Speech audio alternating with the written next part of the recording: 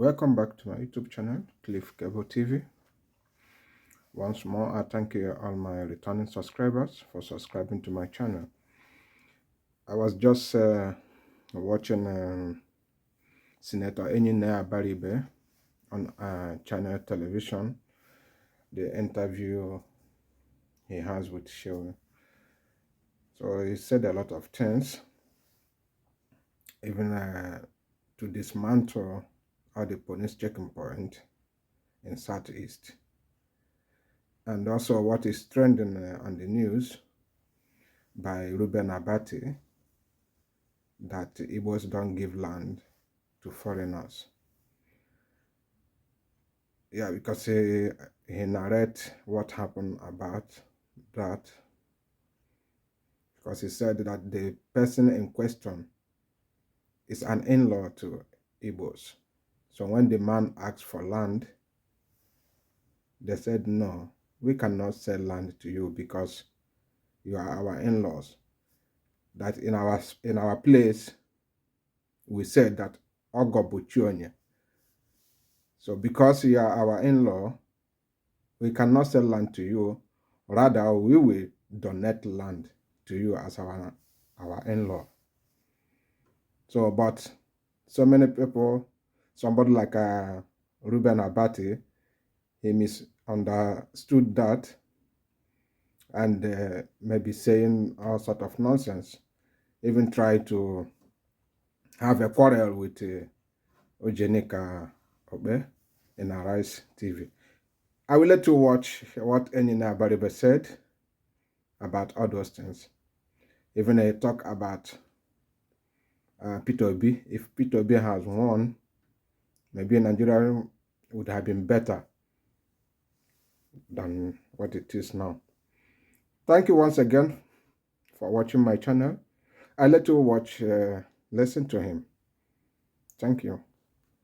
So, I think that fairness, equity is the fundamental thing. And for every Igbo, note it, for every Igbo, a true born Igbo, there is something that is innate in us. In Igbo, it is said, Ewebere, Ugobere, let the kite perch and let the eagle perch. Let no one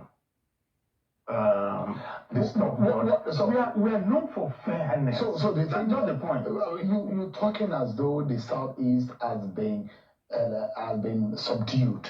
No, there is a deliberate policy, whether it is advertent or inadvertent.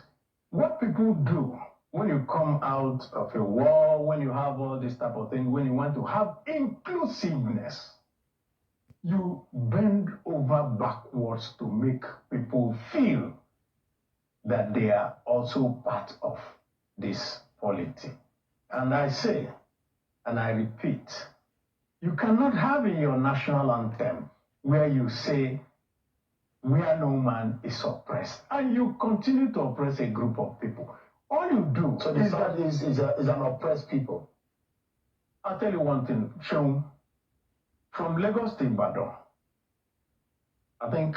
from Abuja to Kaduna is about 100 and something kilometers. Is that not so? Mm. From Onitsha to Enugu is 120 kilometers. 60 checkpoints. How can you have that? The whole of the Southeast is the most policed area in the world. From Owerri to Aba, which is just barely 36 or 37 kilometers, you will find 30 checkpoints. Every 1 kilometer you have a checkpoint. Isn't it because of the unrest and how can it be because of the unrest? They are not unrest everywhere. You have unrest from here. So to Kaduna. Are you saying there is a deliberate militarization of the region? I say it's very deliberate, and we have shouted, we have screamed, we have told the military, look, there's something that is going on in the Southeast today that is the worst that you can ever see. You come out in a transport vehicle, nobody will check the transport vehicle. You come to an army checkpoint, they will just say, everybody come out and walk. whether it's raining, whether the people are sick, whether it is, why do you have to do that? And this is in this country. It doesn't happen anywhere else. How can this wrong be? That is the point. The only way it can be corrected is that the people in authority, if the IG makes an instruction today and says, I want you to dismantle all these illegal checkpoints, because I call them illegal, they will, of course, do it. But then what happens is that, what I call to Owerri, you continue going through checkpoints, and at every checkpoint you pay. Wouldn't you be allowing all these unknown gunmen to? That is the point. So why is it that these unknown gunmen still operate with all these checkpoints? You ask yourself that question. There seems to be a bigger picture about the perception of the Saudis, and I'll get to some of the liberalness that a lot of people perceive does not exist in the region.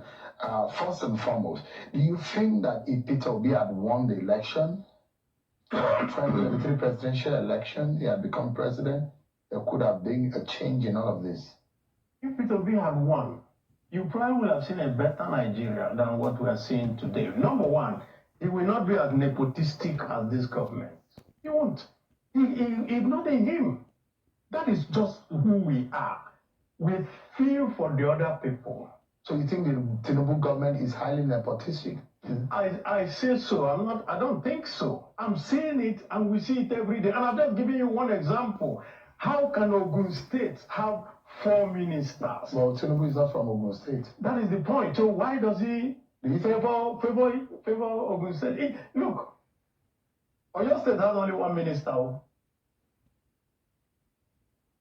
Ask yourself that. What is it that he's doing? Is it the right time for the Igbos and the South, people of the Southeast extraction, to sit down and rethink their politics? No. See what we're doing, Sean, because everybody continues to say that, why don't you think you're well? No. We have decided, and I'm part of those who have said that, let us go back to the Southeast and revamp the Southeast and make it more livable, better, more cohesive, and hold ourselves together. Because it's obvious that if we continue to look at whoever comes to be president, to look at us and do right, apart from Obasanjo and maybe Jonathan, I do not think that we have seen that same type of fairness. Perhaps where we are like to anchor is that there is also a perception that the Igbos are not liberal enough to accommodate. It is in fact, the Igbos are the most liberal people. Unlike the fact that that those who feel that if you find in any town, if you do not find an Igbo man in a town, be worried because they are so commerce-centric that you find them virtually in every place in the country, in the far north, in the down south. So why don't you say the right thing, which is the Igbos are the most Nigerianistic of all Nigerians, because we move everywhere, we live everywhere. Until you want to buy land in Igbo land. And that is the perception. No, that perception is totally wrong. And I'll just give you just one small example.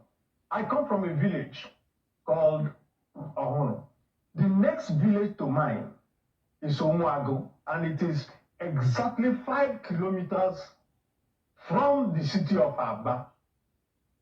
We were doing a road past that place, and the road was depressed, so they needed somewhere to, the contractors were looking for land where they could do a sinkhole so that they could move water to that place. We looked around and we found one land. You know who owned that land? Adekunle Ganiu, a Yoruba man, inside a village in my hometown.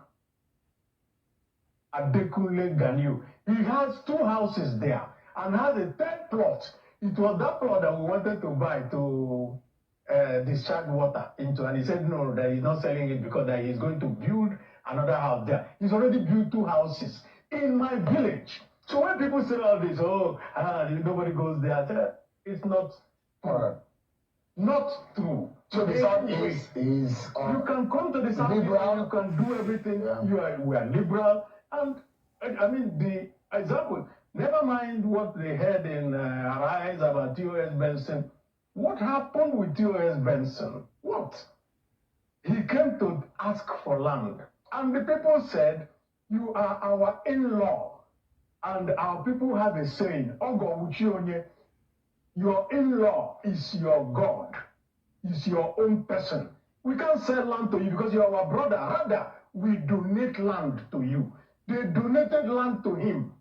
All right. And the story now ended that they didn't give him land. They didn't say that they donated that land. All right. It's like me. If I want land in my village where I live, it was donated to me by my... All right, Senator, thank you so much, Senator.